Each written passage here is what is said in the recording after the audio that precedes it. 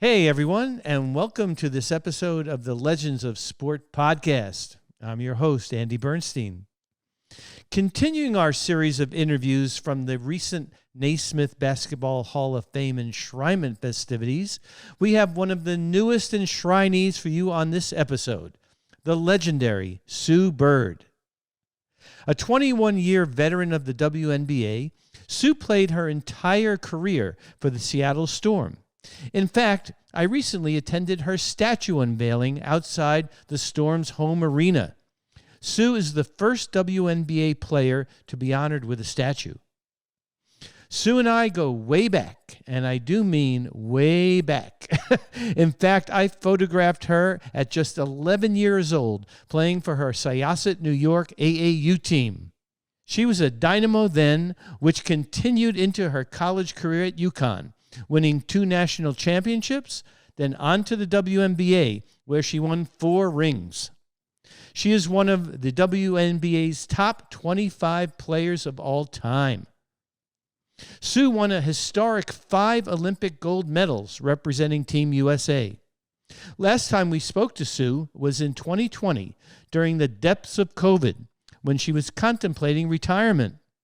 But with the postponement of the 2020 Olympics in Tokyo to 2021, she came back for an unprecedented 21st WNBA season and collected her 5th Olympic gold medal. An inspiration on and off the court, it was a pleasure to document Sue's career and now celebrate her enshrinement into the Hall of Fame. Enjoy this conversation with the legendary Sue Bird, and as always, I'll see you on the backside. Well, what can I say, Sue Bird? I mean, I keep seeing you and I keep congratulating you for stuff. Congratulations on being an enshrinee, 2025, Naismith Basketball Hall of Fame. I'm not even going to ask you how it feels, because I could tell just by looking at you and knowing how incredibly humble you are, but grateful. Let's talk a little bit about the statue dedication. Yeah. I mean, what a day that was. I mean, it felt like the entire city of Seattle was focused on that beautiful statue. How did you feel that day? That was, well, first of all, the weather was nice. That was beautiful. Which is, you know, in Seattle, you never know. Yeah. So that was really nice. And it was a beautiful day, not just the weather, the people who were there, everyone from family, friends, former teammates. Jackson flew in. Lauren Jackson flew 30 from hours Australia. or whatever it I was, know. yeah. For the first time in probably ever, I had every single coach, every single WNBA coach I played for in one place. Yeah, that was except amazing. Ann Donovan, Yes, rest in peace. of course. So that's rare. Yeah. So it really was just this special day. Yeah. And, you know, you said it, the city, you know, the needle raised the flag with my so beautiful. with my logo on it. All throughout the city, I know they put my jersey on Ken Griffey Jr.'s statue. So all throughout the city, I was being repped. It was really cool. Yeah, I spent some time with your dad, who I knew sort of from a distance, but we had a great conversation. He was so proud of you. You know, it was a beautiful thing. So you and I go back a while. Yeah, we go way back. Okay, way I back. know I embarrass the heck out of you every single time. Oh, I know. But, I love do it. we have this picture? Can we see that? I mean, look at Bray's face over there. Yeah, I know. Bangs. I know. I love. This might be the last love time these I have to pictures. embarrass you with this No, picture. keep them coming. And then we have, of course, you know, Sue, the My dropping first dimes assist. My all first over the assist plate. ever, probably. But this picture, which I wanted to talk to you about. So this picture, was this your first medal? I mean, Look. to be honest, at like a major competition. Yeah. Yeah, because that was AAU Nationals. So Yes. that's, you know, every state has 1 to 3 teams represented, and it's this huge tournament. It's in Utah. Yes. And we all fly. It's this big to do. So Yeah. that's like my first major Yeah. medal for sure. So the expression on your face, it's such a lovely expression. So do you know the story about why, like how A you and I little met? bit. Okay, so I was a young know the photographer gist, then, yeah. right? So I get called as a freelancer by Sports Illustrated for kids.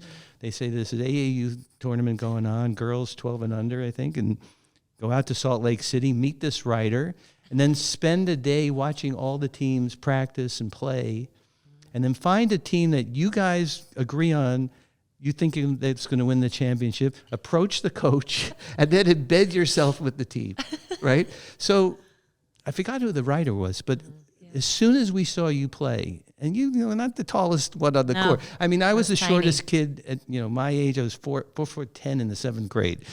But heads and shoulders. I mean, the leadership, the poise, right? And the joy you were getting, you could see that come through.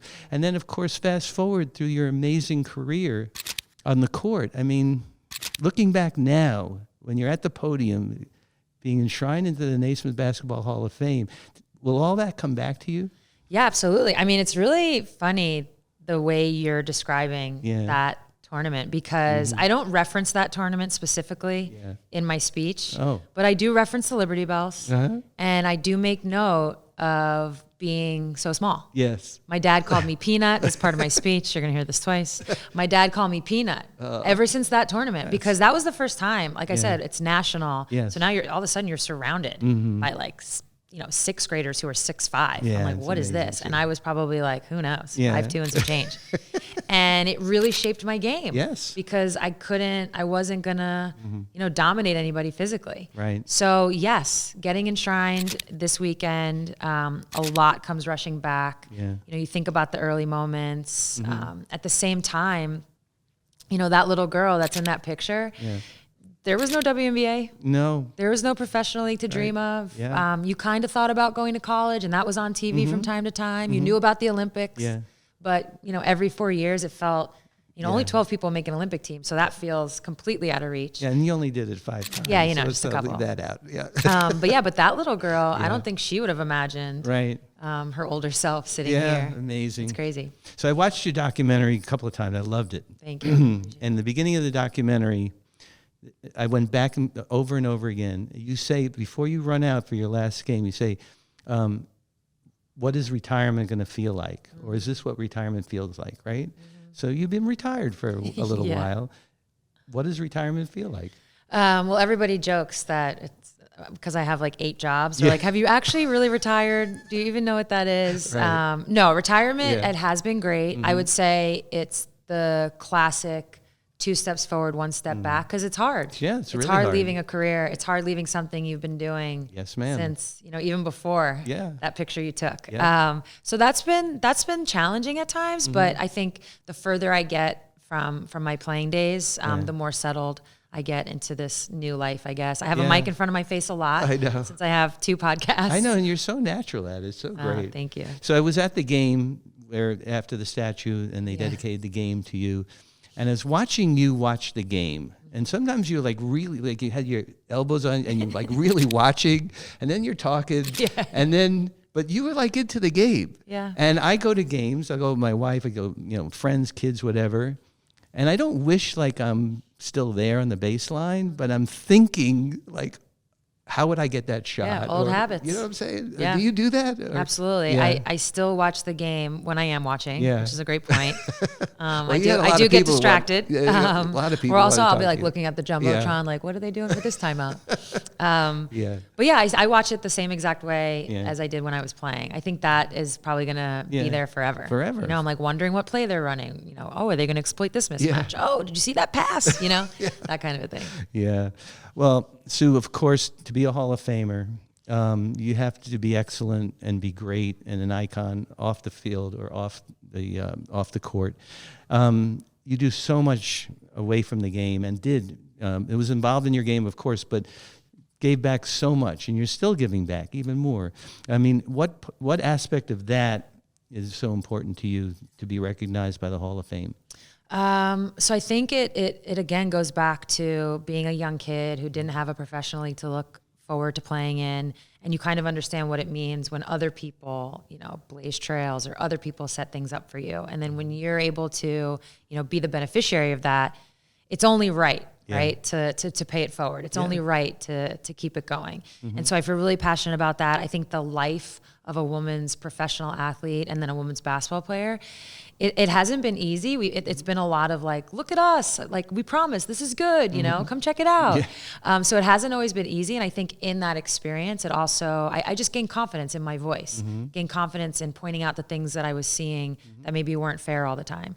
And now it is a little different not being a player. When you're a player, you have, I mean, I'm joking about having a mic in my face all the time, but when you're a player, you really have a mic in your face. You're getting asked questions. You're at, you're on platforms, you're at podiums. Now that I'm not playing, it's a little less. So I have to be a little more creative in how I do it. So I'm finding that I can do that with my business ventures. Well, keep leading the way, Sue. And congratulations. thanks. I mean, for me, it's like, it just hits me right That here. was like it just brings me back. 1992. Yeah, I had a lot of hair. 1992. And it probably bothered you a lot. No, we were, what do you mean? We were so hyped. We were like, Sports Illustrated for Kids is going to do an article on us. Is this a joke? We were so excited. I vividly remember it. Well, I'm so glad we had that memory. We had the memory of all your years on the court. And now, we're fellow podcasters with mics in our face. So, let's see what happens. But congratulations. Thank you. Appreciate it. Well, it was a blast and a true full circle event for me to sit down with Sue Bird for this interview. Congrats to Sue for her enshrinement into the Naismith Basketball Hall of Fame and for everything she is doing off the court. She is a true leader and an inspiration to all of us. Thanks, everyone, for joining us for this episode of the podcast. We are thankful to all our loyal followers.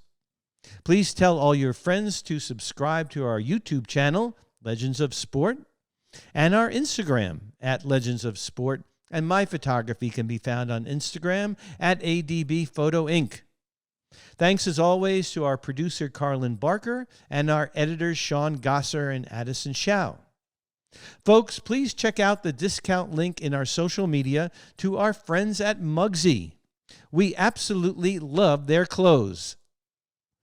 Thanks, everyone, for checking out this episode. We'll see you next week on another edition of the Legends of Sport podcast.